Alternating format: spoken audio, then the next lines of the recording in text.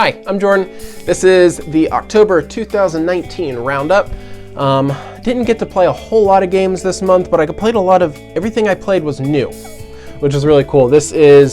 October is my birthday month. I got one game for my birthday, and then I just got some other games throughout the month, and I played some really good stuff. So let's talk about that. So first game I played this month that was really awesome, honestly probably the best game I played this month, was the expansion for Barren Park. This is Bad News Bears, of course by Phil Walker Harding, and this one is a modular expansion, so it has two different modules to it. It has the monorails. The monorails are going to give you bonus points. You build them on your green spaces on your board. If you've ever played Barren Park, you get these little tiles that are green, and they just kind of take up space. They kind of fill the gaps in between the other pieces. They're worth no points. But the monorails have to be played on the green spaces, so now the green spaces kind of have a purpose. And you want to plan out where you're going to be putting those green spaces because the monorails have to be built in a certain pattern.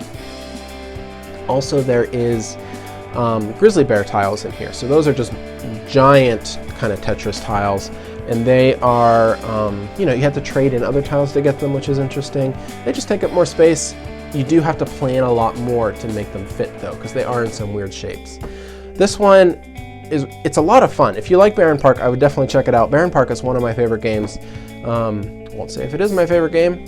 For all of the three of you that watch my videos, we'll talk about favorite games at another date. But I really like Barren Park.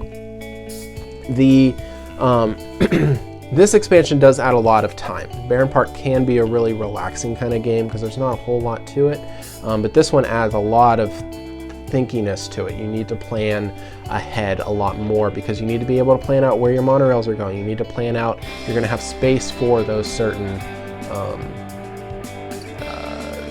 those grizzly bear tiles. So Barren Park, Bad News Bears, definitely recommend it if you can find it. I would definitely check it out. Another game, I don't remember if I talked about this in September, but this is Watergate by Matthias Kramer. I played it, I believe, in September, and I played it more in October. When I played it in September, I was not getting the rules right. It was not good. I was having such a hard time with it. I played it a couple times here in October now, and the game feels like a game now. It feels balanced. And I think part of that was just because the game was taught poorly to me. I didn't read the rules, and I never went back to the rule book. I just kept asking the person I was playing against, can I do this? And I was getting no's or yeses, and it always seemed to hurt me, and I wasn't fully getting it. I keep playing it because I really want to like it, and I think ultimately now I do like Watergate. It is an interesting kind of tactical card game. I play a card with an action on it. I move some things up and down a track, or I manipulate the board in a certain way. And then my opponent plays... Solly, come here. Come here, Solly.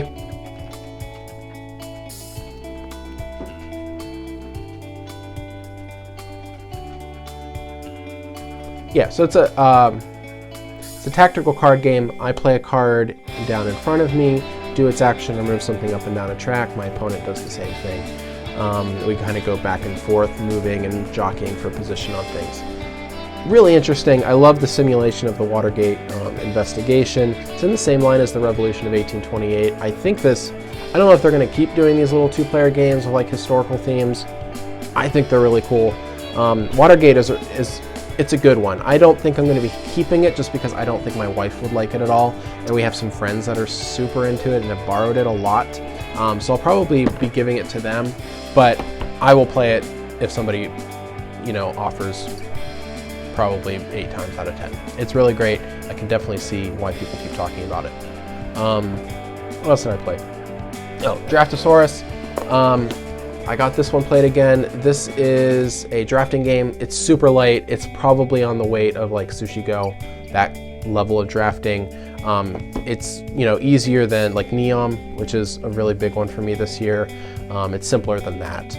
Simpler than Seven Wonders. You have these little wooden dinosaur pieces. You're placing those on a little board. You're just trying to collect sets. So the sets might be, pairs of the same kind of dinosaurs. They could be 3 different kinds of dinosaurs. They could be, you just want a T-Rex in there. So you'll see here we got like a a little Triceratops. We got a little, you know, one with the little spines on it. The one with a little, I don't know, helmet thing. I don't know about dinosaurs. May knows about dinosaurs. You can ask her. But it's cool. It's two-sided, so we often we'll play one side and then we'll play the second half there. It's cool. It's a great game. Draftosaurus. People keep talking about it. There's a reason, because it's cool. It's got dinosaurs. It's got drafting. People love both of those things. It works out super cool. The name is weird, but whatever. It works. And then the last games I wanted to talk about were these I got two little roll and write games from Tasty Minstrel this month that were cool. So this one is Rolled West. Rolled West, yep. It's the dice game version of Gold West, which I've never played. That's a bigger kind of Euro style game. I've never played Gold West from what I've heard. I would probably really like Gold West, and I probably should look it up. But everybody has told me Rolled West is just like Gold West.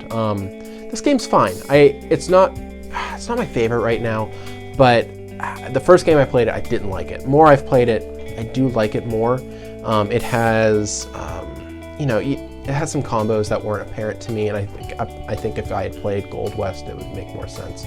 But